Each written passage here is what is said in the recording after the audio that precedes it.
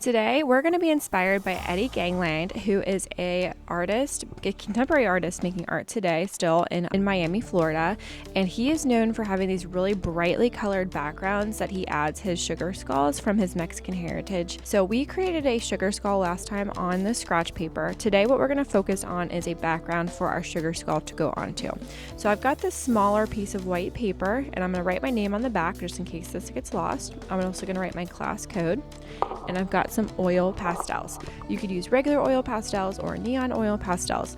And you're gonna just pick a color scheme or some of your favorite colors that you would like to add to the background, and we're gonna cover this entire paper. So I'm gonna go ahead and use all the colors just so you can see what they would look like. But again, if you just have like 3 or 4 colors that are your favorite, you can do that. If your oil pastel is a little dirty, you can take a scrap piece of paper or your messy mat and kind of clean it off like I am. And remember that you are going to be pressing down and going back and forth to cover the entire paper with these bright, bold colors. You should have no white spaces left when you are finished today.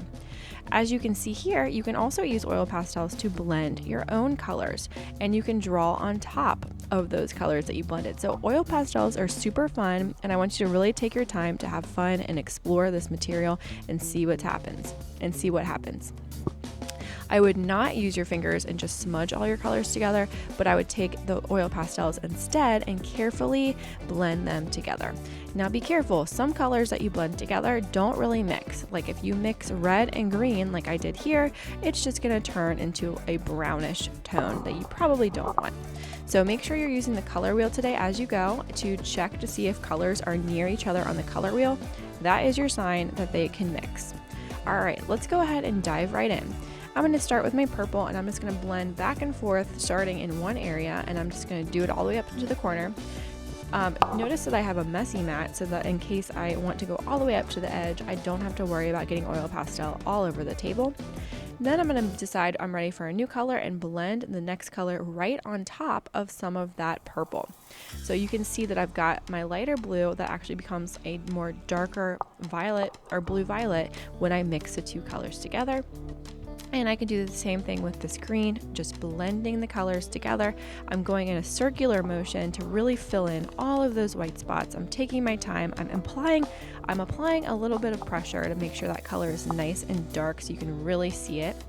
And I'm gonna go ahead and fast forward here as I fill the entire paper.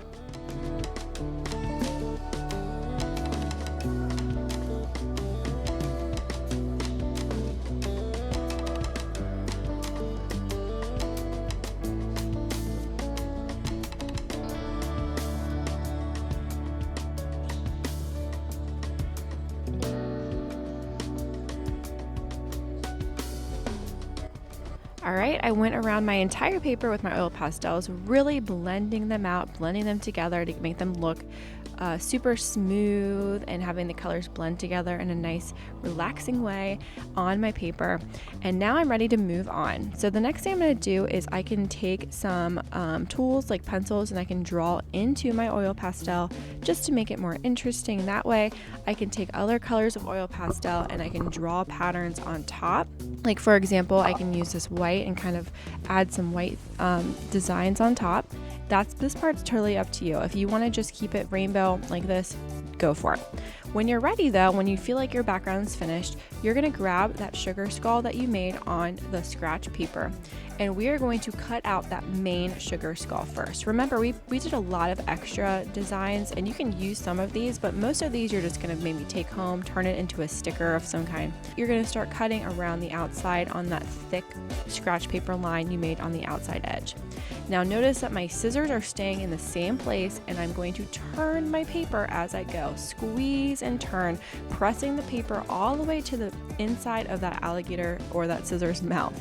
So you're going to squeeze and turn, press that paper back into the bottom of the scissors, and then squeeze and turn all the way around until voila, we've got our sugar skull. Now this is going to go right onto our background paper. How cool does that look? It's awesome. Love it. And you're just going to grab a bottle of glue to glue this baby down. The rest of your scratch paper you can cut out, and like I said, I would just maybe tape these to a folder like they're a sticker or give them to a friend. They were just super fun to make, so don't just throw them away. All right, I've got my glue bottle and I twisted the top to make sure that I have it open and it's ready to go. I am definitely not going to just squeeze glue all over my beautiful background, but I'm going to flip my skull over and carefully put glue around the edge and then dot dot, not a lot, in the center. All right, that's plenty of glue. I'm gonna put my glue bottle away, and now we're just gonna flip our skull over very carefully and kind of plan out where it's gonna go on the paper. I think I want mine to go right in the, definitely not sticking out the side, but in the center. So make sure it's not sticking out of the side so you can see a little bit of your beautiful color all the way around the outside. Next, like we always do, let's give it a massage. Flip it over and give it a nice little rub just to make sure that that sugar skull is not going to fall off. If your hands are messy, that's okay. You had a good day making art if your hands are a mess. There we go. There's our sugar skull on our beautiful oil pastel background.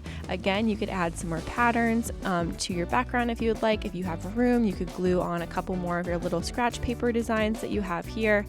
It is up to you. I think I am finished, so I'm going to go ahead and let this dry, clean up my area, and next time we're going to make a fancy frame. I hope you had fun. I will see you next time.